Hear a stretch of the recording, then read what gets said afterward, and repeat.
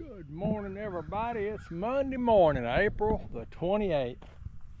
We down here at the garden this morning, got everything a good looking over. Last week it rained probably every day last week, and we've had 2 good days of sunshine here, yesterday and today.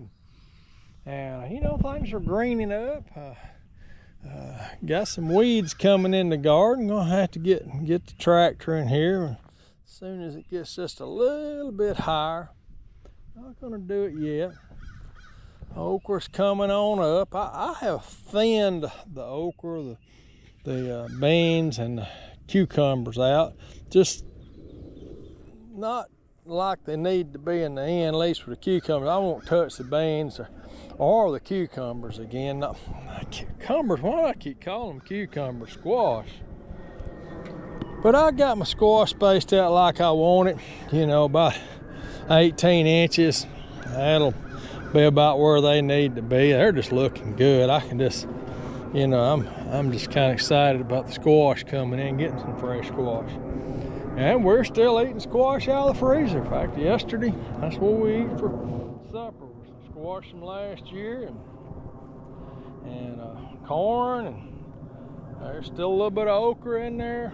So we're kind of, excuse me, winding up some of last year's harvest. Corn down here on the lower side, this triple sweet, it's looking good. Good germination rate. I will maybe get out here today, and what I'll end up doing is taking like that little area right there, which is kind of too close. I'll move it down here to one of these open spaces that doesn't have anything, and I'll try to fill in some of this. You know, same thing here. There's 3 seeds went in that area.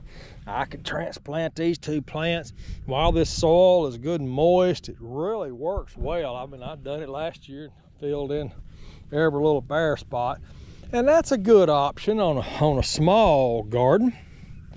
You're not going to do that on no you know, big multi-acre field, but you can do it with a small garden and bring about a more complete harvest. But anyways, I'm pretty happy with how everything's looking in the garden. Not going to do too much down here. Like I said, I may move some of them, transplant some of that corn to some bare spots, and that'd be about it. I went down through the okra patch, and you know, like if there was just 2 of them growing out of the same hole, you know, I just pull one of them up. Might even find that, but I'll come down through here as it gets a little bit bigger, and I'll hoe this out to where they're 12 to 14 inches apart. Like that one right there, I just come in here and just pull them out of the ground, get them out of the way, and then that way they're not really interfering so much with each other. Now if you feel like it, you'd be surprised how that will grow. Uh-oh. Buster's he's running. He's out here playing today. He got a little bit of puppy left in him. He does. He done something the other day I was kind of proud of. He's been to where every time he got wound up like that, he'd just go running through the garden doing circles, and you know, get me kind of angry at him, you know, about ready to wring his neck because he's out there doing circles in my garden. But now that it's grown up some, he'll go around the garden now. He knows well, there's something there. I don't need to go plying through it. He's a pretty good little animal for what he is. Until you hear a gunshot or some thunder, and then he's just a scaredy cat. See, there he is. He's walking right down that aisle. A month ago, he'd been walking right over my corn. Hey, Buster. Say hello to everybody. Yeah, that's a little bit of Buster. Well, over here in the container side, the watermelons are coming out of the ground. So I'm glad to see that. Looks like, well, there were 6 seeds in this one. I don't see but 5 of them, so one of them didn't come up. Got 5 of them over here. 4 in that one. There's 6 over here. Well, there's just 5. Maybe I just planted 5. No, there's 6 over yonder. 6 in this one. I got down here to the end, I actually run out of seeds. So I think I probably just got a couple. I may come back and move a couple of these over yonder just to kind of spread them out a little bit when they get a little bigger. Not much bigger. Kind of interesting how that's going to work out. Onions, well, some of them's pushing baseball size. We'll get some onions out of this, which I am happy, if you want to know the truth, because overwintered them. I just didn't think this was going to do any good at all. Well, that is the cucumbers coming up. I am going to get one of my cattle panels and trellis it over that, just like I'm done my tomatoes down here. This is some squash that I transplanted out of the garden. I just wanted to try it, see how it does in these containers. This tub's actually empty. I've never put anything in it. That is just, these are all peppers, every one of them. Some of them are bell, these are bell, and bell. I think those are bell. I think this tub may be bell as well. Let's see, yeah. And then we got some lunchbox peppers and then a few jalapenos. We get up here to our tomatoes, and I promise you they have grown. What is that nasty looking thing? I don't know. Is it some kind of mildew growing? I don't know what it is. But anyways, tomatoes have just come on up. Hey, look at that. We even got some. We got some plants, some tomatoes kind of coming in here. Got our flowers. There we go. That's the word I was looking for. Yeah, that looks good. Hey, that means we'll be seeing some little tomatoes there pretty quick. I'll get down here this week and I'll string them, just kind of go ahead and get that started. I just love growing tomatoes for whatever reason. I'm not going to need no irrigation for a little while. At least as much rain as we had, we're still sloshing around in the mud. Well, what we're gonna do today, that's always the question, every Monday. What we're gonna do today, what's this week gonna hold? Well, gardening wise, I got the trellises coming for the, I'm gonna put some nylon trellises down through there for my beans.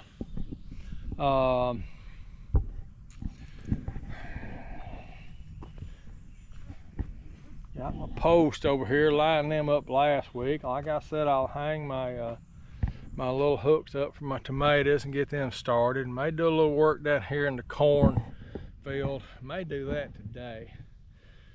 But everything I own seems to be breaking down. You ever had that happen to you?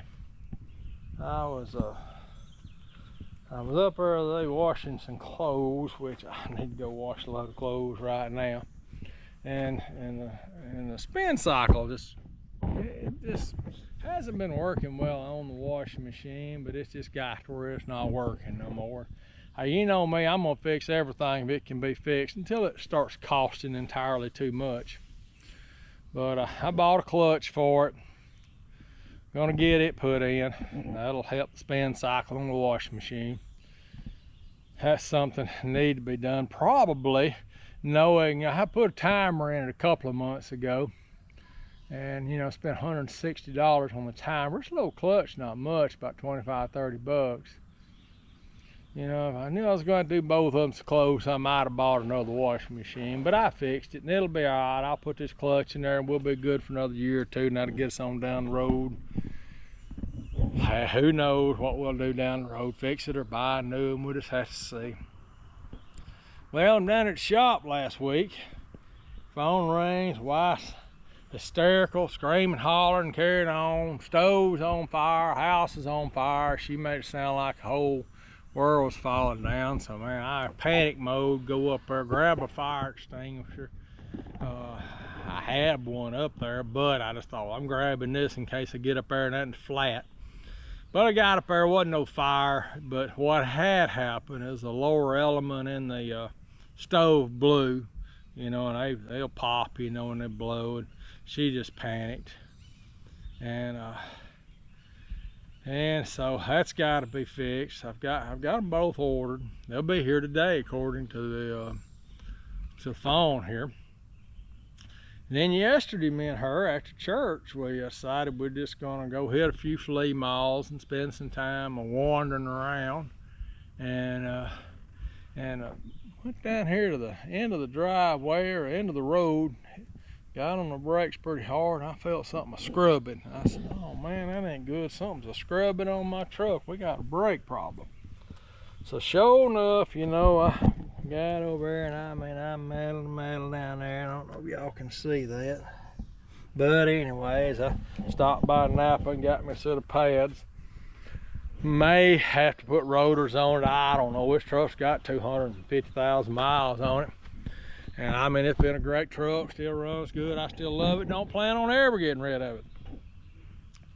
But I just told you, the rotors are expensive. They're $100 a piece. And the pads was 75. I told the guy, I said, well, look, just give me the pads. I said, when I start working, I'll decide whether I need rotors or not. And I got a lathe over there, and I can resurface them if there's enough material on them to do that with. They have never been turned. About 100,000 miles ago, I just, you know, the pads had gotten thin, and I just put another set of pads on them, you know, kind of a substandard brake job, I guess. But it was one of those, well, I'm gonna put some pads on and get me on down the road to, you know, with a better day. But I got time to fix it or whatever. Next thing you know, I'm putting 100,000 miles on it or more. Well, anyways, so I'm gonna get my brakes fixed on this. If parts show up, I'm gonna get the stove fixed. That's a pretty quick repair. Putting that element in is just pretty straightforward. Just turn the power off to it and a couple of screws, and you pull it out, unplug it, plug the new one in. The clutch on the, it's not a real big deal. I just got to pull it out. I got to pull the washing machine out of the hole and take the agitator out and flip it over on its back, and, you know, work from the bottom, pull all that out. It's not a big job. It's an awkward job. But anyways, that's what I got to work on today. That's how my Monday is lining up. And I'm not going to do no washing machine repair videos. I'll show you two things I bought yesterday. I don't know why I need them, but hey, check out that big old C-clamp I picked up. Of course, you know, I'm set up here on the back of my truck, heavy thing too. And but this is a brass screw all the way down through here. In good shape, screws real easy, still got the clamp on it. I kind of liked it because it's flat. I could actually put it in my vise and maybe use it that way. Cincinnati, Ohio tool company, made in the USA. United States used to make some good stuff. Hargrave number 6, Hargrave 6 number 42. I don't know, I wished I knew a little more about the history of that thing. But that's all right, I like it. I love stuff like it. Now this here, I can't say why I needed it, but I bought a set of scales right there to weigh stuff up to 200 pounds. I'm not sure why I wanted that thing, but I did. Hey, look, that thing's made in the USA. When I grew up, we used to pick peas for an old farmer. He had that one of these hanging on the back of the truck. We picked peas, and you know, he'd weigh them. That's what he'd pay us by.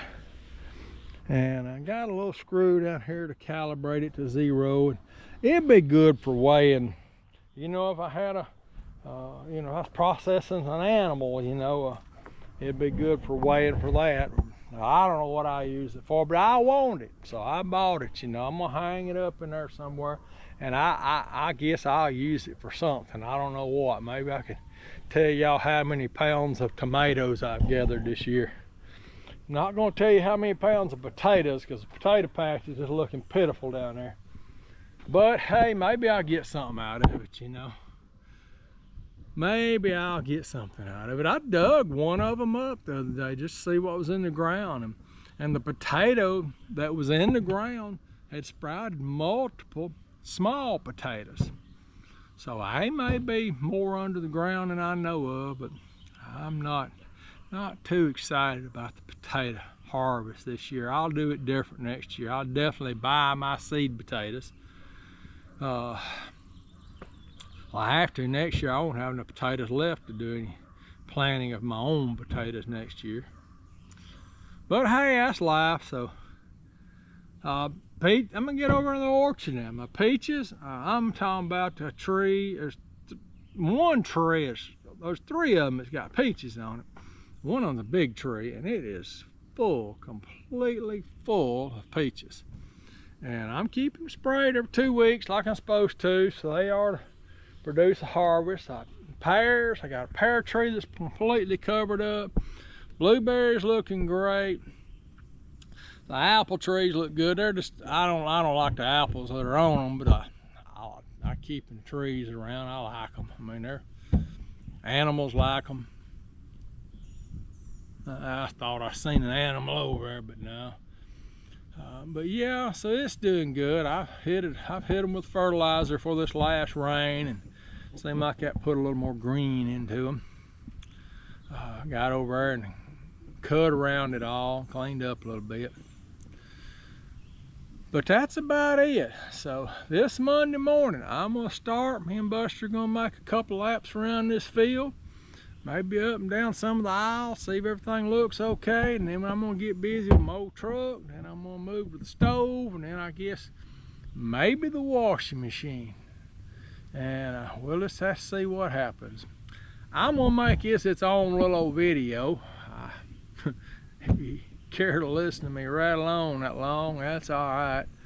And then maybe on the next one we'll start a little, I don't know what we're gonna do. Probably the trellis will be the next thing I'll get us involved in. Maybe hanging some tomato hooks, variety of little things like that.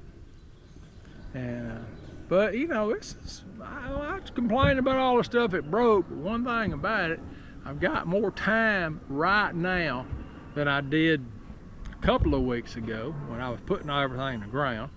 And I've got more time than I'm gonna have a few weeks from now when it's gonna be harvest time. So it's a good day to take care of a few problems. I guess that's a positive side of the when it happened, although I'd rather none of it had tore up.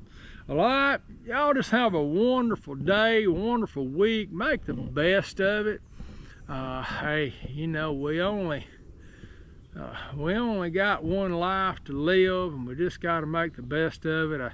There's 2 dates going to be on everybody's tombstones: when you're born and when you pass, and that life in between is that dash. And we just got to enjoy this little dash we're living, and just give God the thanks and the glory and the honor and the praise for every breath we get to take, and what life offers us, and you know, and maybe even sometimes what it doesn't give us, you know. You know, sometimes I think about people that's got a lot of money, and they're just not happy. I mean, I could point to probably most of the people I know that's got a lot of money, and they're just not, I mean, they're not content with anything. They just, you know, they can't buy enough, have enough, or do enough to be happy in life. And you know, and I just thank the good Lord for this day, course, I gotta remember I just had a grandson last week too, so hey, I guess I'm still on cloud 9 from that. Well, all right, have a blessed day, blessed week, and we'll catch you on the next one.